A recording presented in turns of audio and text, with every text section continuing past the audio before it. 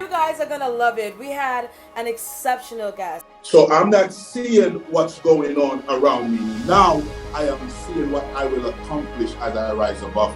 And remote learning and just trying to navigate all of this. So if you got people who's showing up to work every day and they don't trust you as a leader, what are you actually doing? Identify people who have mental health challenges that may eventually result in violent activity. And we want to get to people before the police have to be called, not after. I feel so touched, so empowered by her and what she's about. Hello and welcome to the Chop It Up Podcast, the show that's unfiltered and unapologetic. Each episode will bring you closer to finding your purpose. And for our loyal listeners, a special surprise awaits you at the end. Be sure to listen all the way through. Now, here's your host, Carmisha Superville. Hey, you guys, welcome back. Welcome back to the Chop It Up Podcast. Yes. Oh my gosh, I've missed you. I've missed you. Happy New Year. Happy New Year. I am so blessed to be back talking to my listeners. Oh my gosh, I've missed you guys so much. I want you guys to call in and tell me how you enjoyed the new year, how you spent last year as we were talking about as we close off 2021. Like, I want to hear everything. What's going on with you guys? Because listen, I've missed you. Honestly, I really have. So as I said, welcome back to the Chop It Up Podcast, Season 3. Yay! Season 3. We are so blessed to have amazing partners, amazing guests, and certainly we are nothing without our listeners, with our grassroots listeners. So I just want to thank you so much for, chiming in and just supporting us. We really appreciate it. As y'all already know, my name is Carmisha Superville. I am the host of the Chop It Up Podcast, a home of unfiltered. We're still going to keep it unfiltered. We're still going to be unapologetic, and we're going to provide you with insight, how to live a wholesome life, especially 2022. And so listen, we are back. I wanted us at the top of the year, as we are trying to get our faculties together, our finances together, keeping with the F word. Keeping up with the F word. That's right. We have a beautiful guest that's going to be providing her insight. We really wanted to talk about financial literacy from a perspective of investing like a beast. Mm-hmm. Investing like a beast. We ain't playing it small this year. All right. So listen, this episode is our first episode. Yes. First episode of the new year. And we really wanted to talk about investing with everything that's going on in our world, in our country, in our community.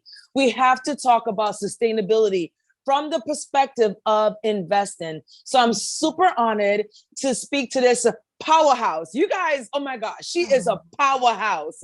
And let's get into the bio, okay? Let's get into the bio. Shneidine Michel is one of the most sought after millennial and Gen Z keynote speakers and mentors. Shadeen studied finance, hired professional coaches, and attended many masterminds to help build her knowledge in finance. Shadeen is a financial coach. She's a public speaker, media correspondent, and a community impact leader. I'm going to say that again. She's a community impact leader. Her passion is in solving generational challenges for leaders through her acclaimed keynote presentation and unique training approach in discussing partnerships, sponsorships, financial literacy. Shadeen is the creator of Money Talk Monday show, where she has expert speakers from different industries share their knowledge and share money tips with their audience. Shadeen, it's an honor. Welcome to Chop It Up. How are you? I am fantastic, Carmisha. Thank you so much for having me as your first guest in season 3. Congratulations to you. Yes, thank you so much. It's such an honor. I'm so happy that we met organically. And let me just tell my viewers, okay? Listen, viewers, listen, listeners. I just want to let you know, Shadeen is truly an example of a woman that shows up as a person that shows up for others. She is very supportive. She has built an amazing community of supporters. She has one of the leading conversations on another platform. And I was so blessed that she invited me. And I just want to thank you publicly for that, because you really showed me that there are great people out there. There's still people, because in a professional setting, there's a lot of competition, right? Yeah. And we can attest to that. Certainly our backgrounds are so similar. So Yeah. I'm so excited when I meet women, especially women like you, that champion other women holistically, right? Yeah. I'm so honored to meet you. I mean, you're like a breath of fresh air. You and I have great synergy. And since day one, I was like, who is this woman? And I'm just really honored that we connected, and we've stayed connected ever since we met. I mean, it's a lot of competition out here, but there's really no need for that, because you're doing stuff, I'm doing stuff. Why not collaborate? Because I'm not taking anything from you. You're not taking anything from me. We're only building. Love it. Love it. Perfect. I mean, that's a perfect segue. Yeah, right? That's a perfect segue. Absolutely. It's far time. It's far time that women understand that there's no competition. No. When I work with different partners, whether it be a male or female, it's no competition for me. And I know the same for you. It's all about building. And as we're speaking about financial literacy and investing as a beast, let's talk a little bit about that, right? Building generational wealth, right? As we dive into that conversation, I know that's a really hot topic right now. But Shadeen, what would you say? This is Black History Month. Yay. I say it's Black History Year, right? Facts. Come on. Yeah, come on. But there is an emphasis on literally ownership, right? Especially within communities of color. We have to obviously talk about that, because so much have been taken from us throughout the years, right? Girl. So why is it imperative for us to invest like a beast? Man, investing is critical for us, especially as Black and minority people. Us just putting our dollars in savings account or high yield savings account is just not enough, because the banks, they don't really give us a big return. It's 0.1, 0.2, or if you're lucky, 0.3% on return on your own investment, which they already invest with other people now on your dollars. So investing is effective. It's an effective way to put our money to work and potentially build wealth. So smart investing may allow your money to outpace inflation and also increase in value. So our money goals make our life goals happen. So we have to plan accordingly when it comes to putting our dollars so we can actually get a return. And one way of doing that is by investing in stock market or the exchange traded fund, which is ETF stocks, which is a type of investment which includes stocks, commodities, and everything else. When you put your money in stocks, there's a return on your investment, which is called dividends. And when you have dividends, it's a payout from profits from companies that made a profit throughout the year. And then you as a shareholder or a stakeholder get returns on that, and you use those funds to make other investments. Wow, that's great. As you're explaining that, I wanted to ask you, what are your thoughts on cryptocurrency and that whole new wave? What do you think about that? Okay, it is a new wave. It's been around for a few years. So, generally it's the new topic. People are talking about the cryptocurrencies and all that.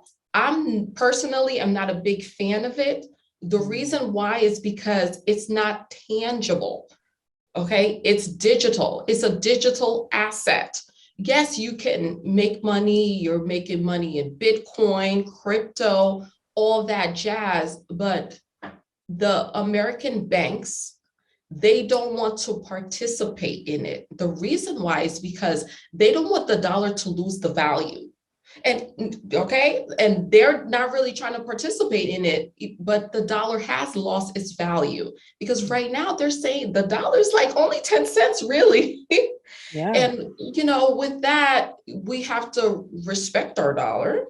And the banks are now trying to participate with crypto Bitcoin, because if you're trying to, cash out on a Bitcoin or crypto, it's kind of hard to do. I don't know many people who have cashed out on it. I'm not an expert when it comes to crypto or Bitcoin. That's just not my thing. Honestly, even as a financial coach, I know where I'm not well versed in, and the crypto world is not my thing. It's just something that makes me cringe a little bit, even though it is a new talk and people are also talking about the metaverse and all that. I hear it, I see it. I'm going to get more familiar with it as a financial coach, but you don't know what you don't know. What are your thoughts on that crypto talk? Same as you, literally same as you. So I actually went away over the holidays, and so I went to a conference overseas, and one of the speakers was really talking about it, and there was so many folks in the audience that was asking questions, right? A lot of women were asking questions because we are traditional in terms of our investing. Like for me, I have the regular stocks, and we invest and so forth. I have a financial planner for many years. So certainly for me, I'm like the traditional investor, Me too. I'm the traditional. I'm very kind of much black and white, but like you said, you don't know what you don't know. And I think now is high time that we really get educated in different types of financial conversations, Yes, indeed, for sure. Yeah. For sure. So investing like a beast. First of all, did you like my title? Investing like a beast? Girl, when I saw that, I was like, girl, this is my kind of talk, because I love to invest in a lot of different things. So that way, you can still make your money while you're sleeping.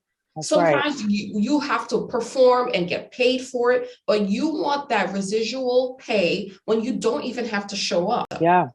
Absolutely.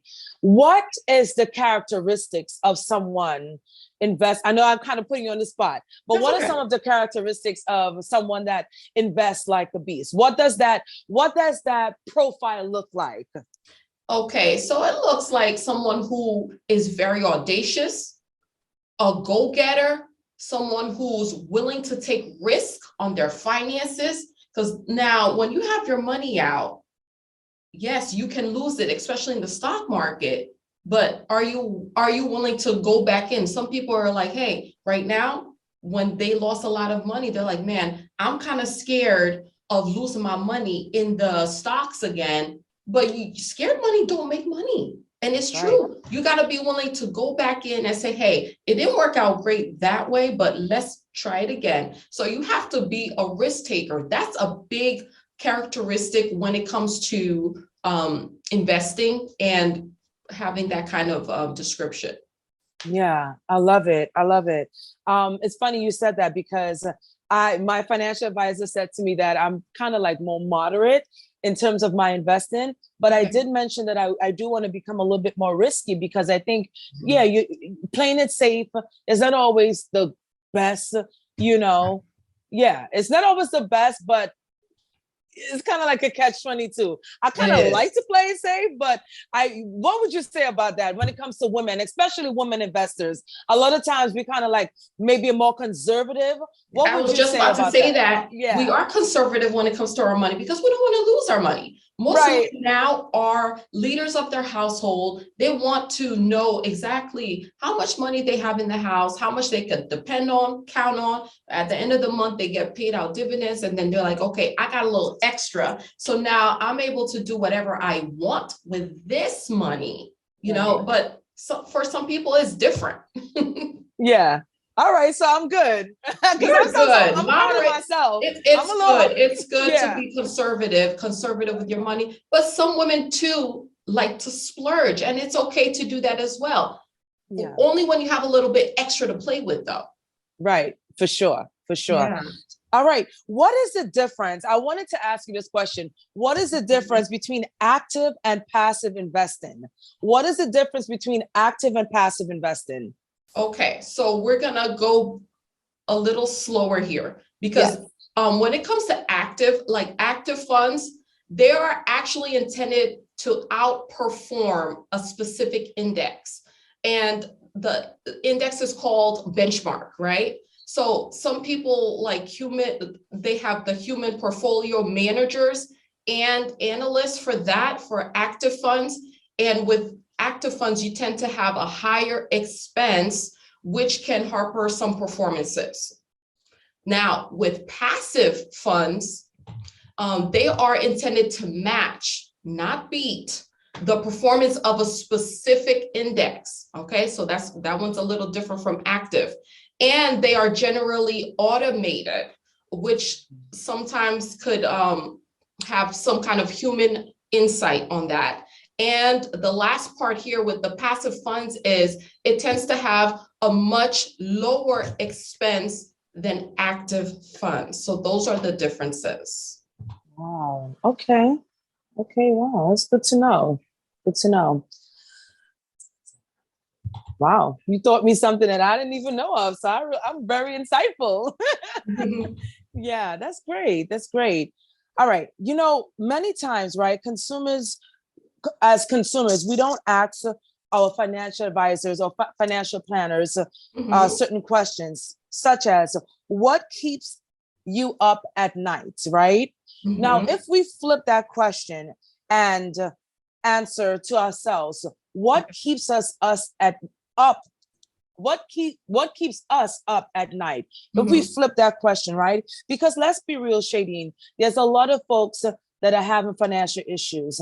And that's one of the factors why many family and many households break up.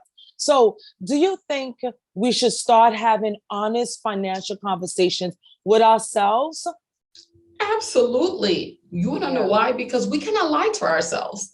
We know who we are. So if we know that we are struggling with something, especially when it comes to finance, to be honest with you, finance is the number one reason why people stay up at night. Finance is the number one reason why people get divorced in relationships, in marriages, in relationships with a spouse. Finance is the number one reason why people are struggling and say, hey, should I take this job or leave this job because I'm not worth, they don't value me at this job. I deserve to be paid more. This is keeping me up at night. Sometimes maybe you have a college student that is in you have a college kid that's in college and you want to pay for their school. And you're like, man, I'm struggling to pay their tuition. What am I going to do as a parent? You know what I mean? There are many factors that keep people up at night, but we cannot lie to ourselves when it comes to money. When we have a client as a financial planner, we have to ask them, what are the goals that are important to you? What kind of lifestyle do you want to live? Do you have a financial budget for your household? What financial goals do you have from the next 6 months to a year? These are the questions you have to ask your clients. For me, that's what I ask, because I want to know how they're thinking, how they're implementing their goals, and how to go about that. So those are important questions. With them giving me the answers, now I can say, hey, here's a plan of how we're going to budget. I give them a budget sheet. I show them how they can cut out some things out of their lifestyle and how they can improve. One thing I know for sure, and what has helped a lot of people in the pandemic, is not going out to eat. Now, people go out to eat all the time.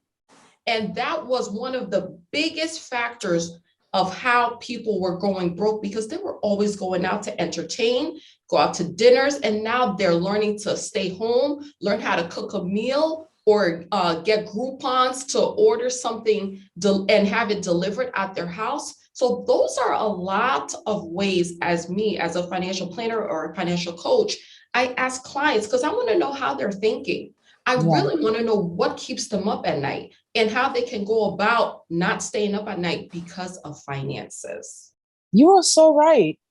Everything you just said there in a nutshell. because finances definitely keep me up at night if we being Yeah. transparent, because you know what, you envision a life for yourself. I don't know about anyone else, but for me, I envision a life of, of abundance, right? And abundance, That's right. you have to have, people always act like, oh, money is the root of all, right? Of all evil, whatever the case may be. But in order to live a fulfilled life, in order to have impact, you need finances. You need Right or finances wrong? for everything. For everything. And yes. even with retirement too.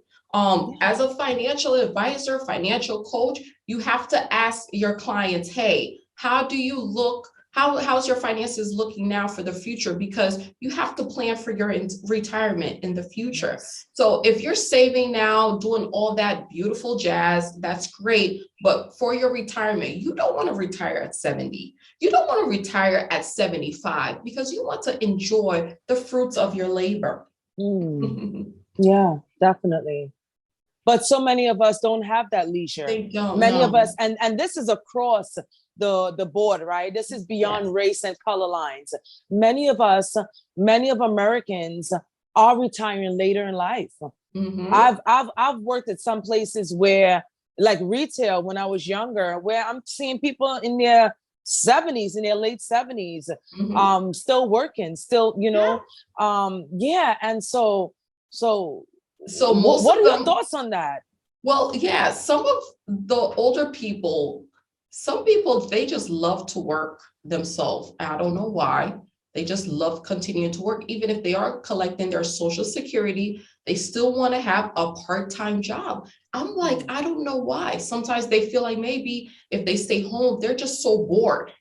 And it's something that's out of the norm for them just to be home doing nothing. Sometimes I guess they want to have that part-time job so they can feel like they're active. They keep their brain active. They feel like, oh, it's something for them to do so they don't lose their mind, literally. Yeah. That's why they still hold a part-time position, even if they're older. But if I was older, you wouldn't catch me doing a part-time job because I want to have my legs up and enjoying my grandkids. Yeah, I got you, definitely. But many folks say by the time we retire, Social Security will be a thing of the past. And it really is, kind of like antiquated in terms of where it is, in terms of Social Security and so forth. So going back to investing like a beast and staying on that topic, we have to have different investment. We do have to have a different investment portfolio. Would you agree? Very diverse portfolio.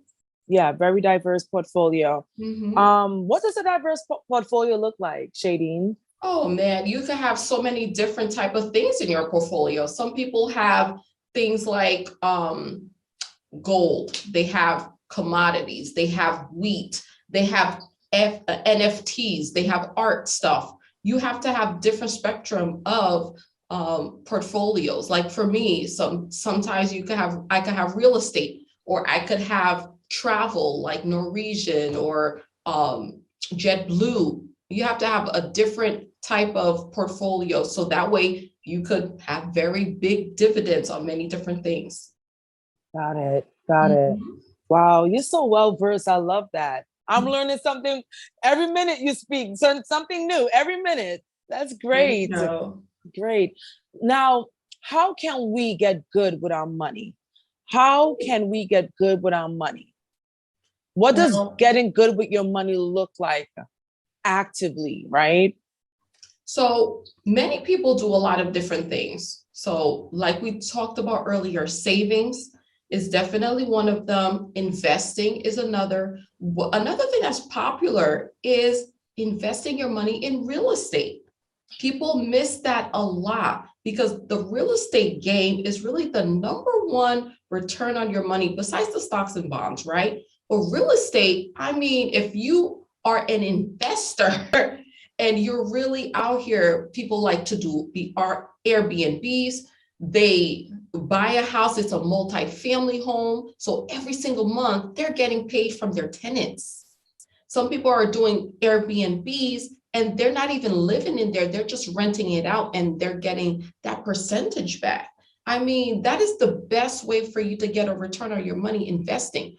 Other ways are, of course, people are now becoming authors, selling their books, hardcover, ebooks, audible books, and what else? Ebooks, audibles. They're really selling their products, their service-based business, their product-based business, making their money through it, social media. All of those ways are ways that you could make your money work for you. Beautiful, beautiful. And as we're speaking about investing in real estate, you know, I was told that real estate is the new form of generational wealth. Oh yes, honey. Yeah, yeah. It really is. Mm-hmm. Yeah, absolutely. So let's talk about it. How imperative, as we had said at the top of the conversation, how imperative it is to create generational wealth within the Black community, especially. What are some bold steps? What are some bold steps that we can take in 2022 that we can take to really ensure that we are doing this and we are walking towards financial empowerment? Well, for generational wealth, it's something that we have to really focus on, because now, as Black business owners, entrepreneurs, we are building for ourselves and for our families. And with that said, if we have children, you know, put our children's names on our own documents. That way, later on in their future, they don't have to work as hard as we did, because we already put that work in for them. And the example that I can give when it comes to generational wealth is going back years ago. Look at the Hilton family. He started a hotel business, passed it on to his family, and now the third family, which is the Parises and her sister, they are living off of the Hilton empire. That is a beautiful way of creating generational wealth. Now, for us as Black folks, we have to continue sharing their information with each other, making sure that our kids are documented in all of our assets, making sure that our kids are in our businesses, in our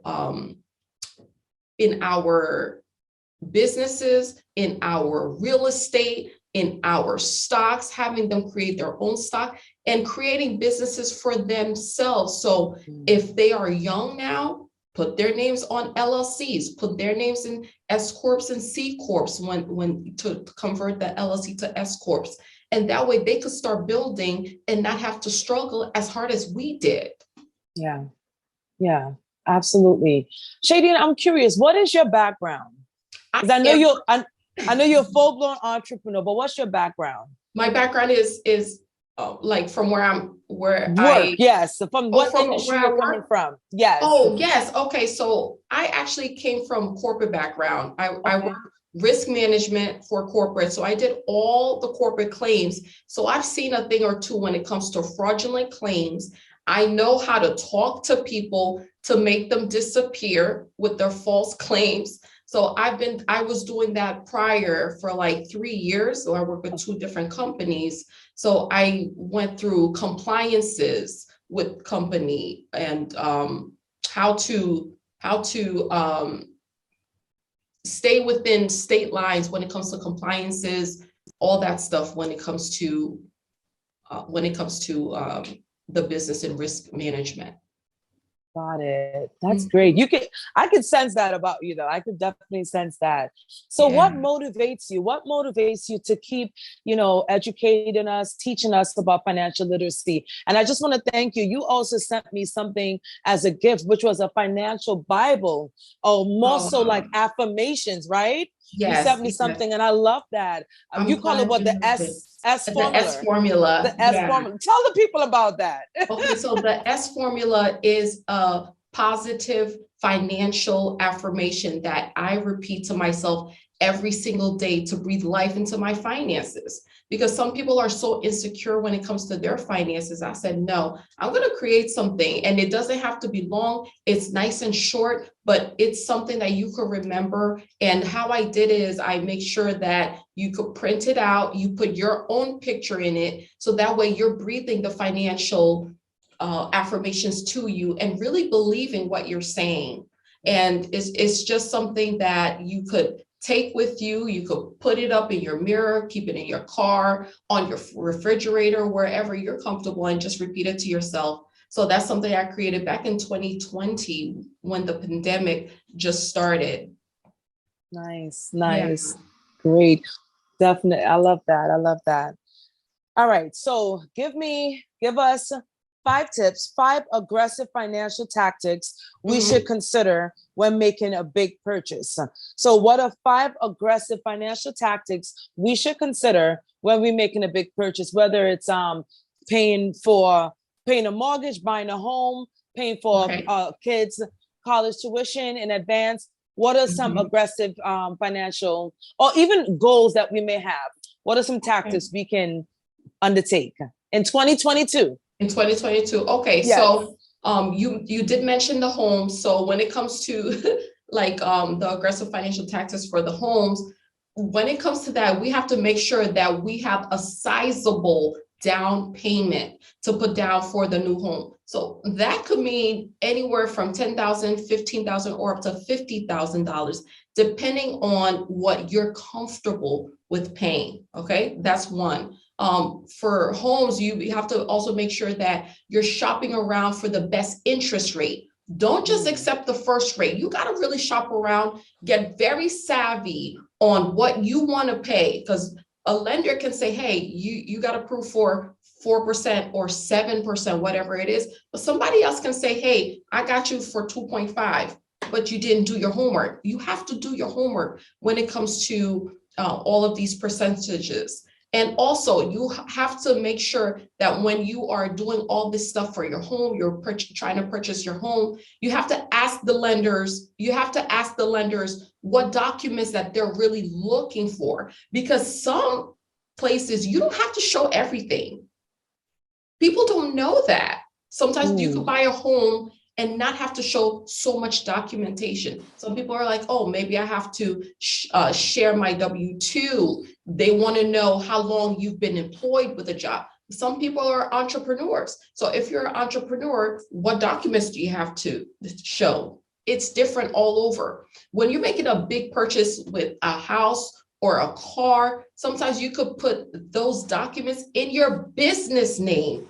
For example, if you're getting a car and you've been operating your business for 2 or 3 or 4 years, there are ways that you can buy a car in your business name with the EIN number, which is a big purchase, and it can be an asset for your company, which builds to your business credit, and it's phenomenal. I've been teaching people how to do that for a very long time.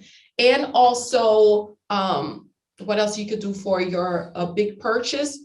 Shopping around, like I said, to make sure that you get better rates, compare rates, and also asking people to sponsor you for different things. So that way the money doesn't have to come out of your pocket. Love it. Practical, precise. I love that. Thank you. I'm taking notes. I'm taking mental notes. What I heard from this conversation is sponsorship. Right, shopping around. Yes, I know that's your forte. Right. Sponsorship, shopping around, and being an educated consumer, but even taking it a step further, because we can't do everything. Hiring someone like you, a financial coach that can walk us through the process, that can provide us with a navigation tool. So I love that. And that's why I wanted to have you at the top of the year, because we need to know, we need to get the roadmap, right? We need to get a roadmap as to what we can do to really get ahead of the game. So I love that. You know, Shadeen, I'm so appreciative of you. I could talk to you for the rest of the day. Okay, we can talk for the rest of, but no, I really want to thank you for your time and just taking some time to chop it up with us. I really, really sincerely appreciate you, and I hope that we can continue to build, certainly, absolutely, and impact our community. We've been building. We're going to continue building. Yes, absolutely. So this podcast has been blessed to partner with the Daily Gospel Network, and we are super excited for our partnership. And we cannot end this particular podcast episode without talking about spirit and what does spirituality, how does that impact your life? Certainly, what is your relationship with God and how does that look? How does that show up for you? So let's talk a little bit about your faith, shall we? Yes, we shall. Yes. I am a very religious person. I believe with God, we are everything. I can't do anything without God's permission. I have been brought up in the church all my life. That's all I know. And I know that my God is a faithful God. He is the King of all kings and the Lord of all lords. And through him, my blessings flow. I am so grateful because I am his daughter. He's my father. He's my provider. He's my protector. And I just love him so much because he made the ultimate sacrifice for me that nobody else could. And this is why I work. I have very good work ethic from God who gives me the strength. I treat people like I want to be treated. I do my best not to be shady, backstabbing people, because I know that what you do to people, it comes back to you tenfold. I have had so many friendships and relationships that were broken because people were insincere with me. And I have been sincere with them. And with that, God has blessed me tremendously. No matter what we're going through in life, I know that God gives us purpose. He gives us a reason to live. And God says that our joy is non-negotiable because he is the one that ultimately gives us joy. Not a nice Benz, not a Bentley, not living in a nice house or a luxury apartment, but God is the root of everything. He is love. Without him, I am nothing. God is the source and we are the resource. My God. My God, that is beautiful. You touch my spirit. You touch my spirit. You touch mine. And I hope that these words truly transcends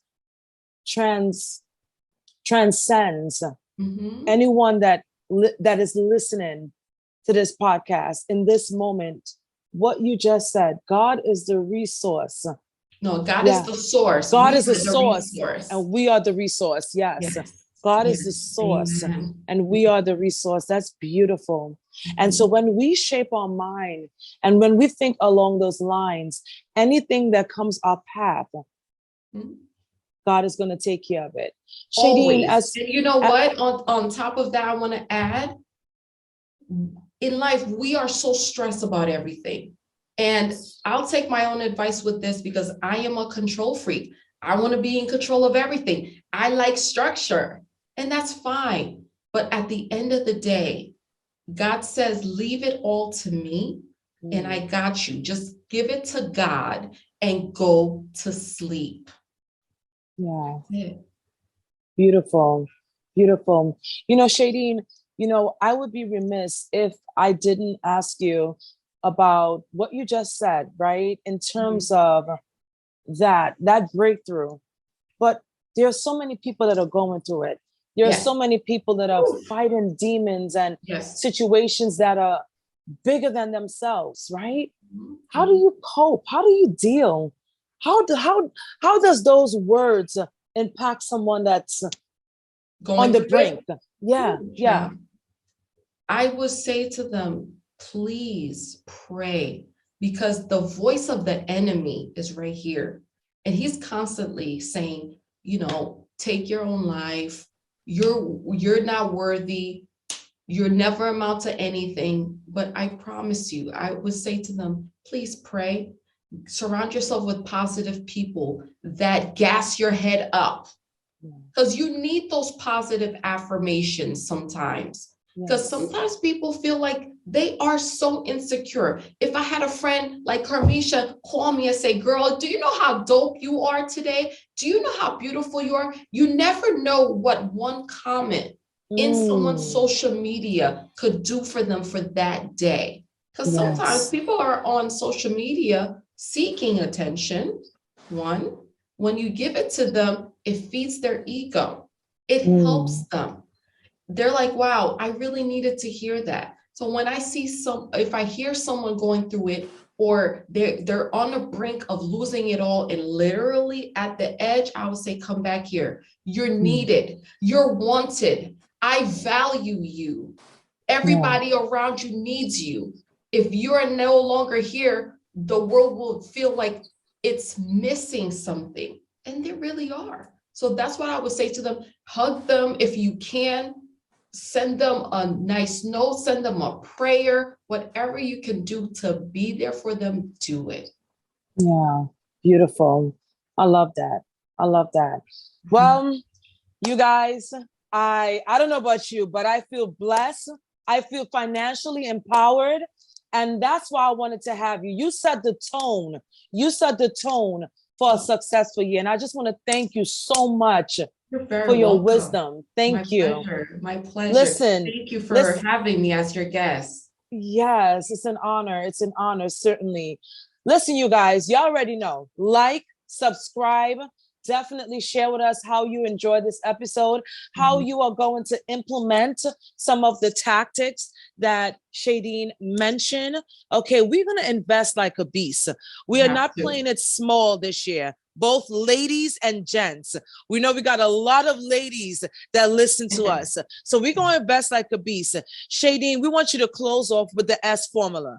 We want you to close off with that. Okay, great. And for those of you too that are on social media, please feel free to reach out to me, DM or email me. I'm sure I'll leave the email here. My email is info@mmmoneyMagnet.org. And my social media, I'll give you my Instagram, is at Shneidine Michel, at SHNEIDINEMICHEL, Shneidine Michel. Thank you so much for having me. And the S formula goes a little something like this. I declare I will dominate over my money.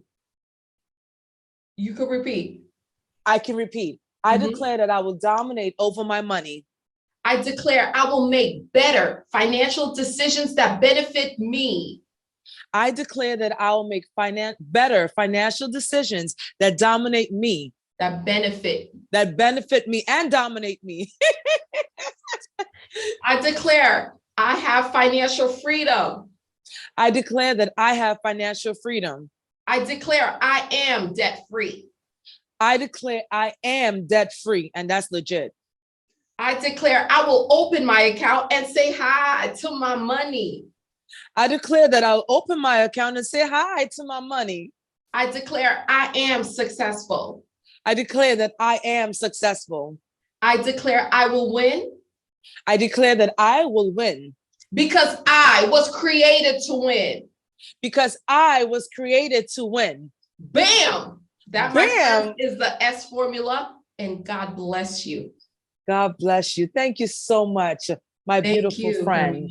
Thank you. You guys, thank you for watching the Chop It Up podcast. We will provide you with everything, how to follow this amazing lady and how to continue to stay encouraged. Shadeen, it's an honor. It's a pleasure. Thank you. It's a pleasure. Thank you. Yes. Thank you for chopping it up with us today.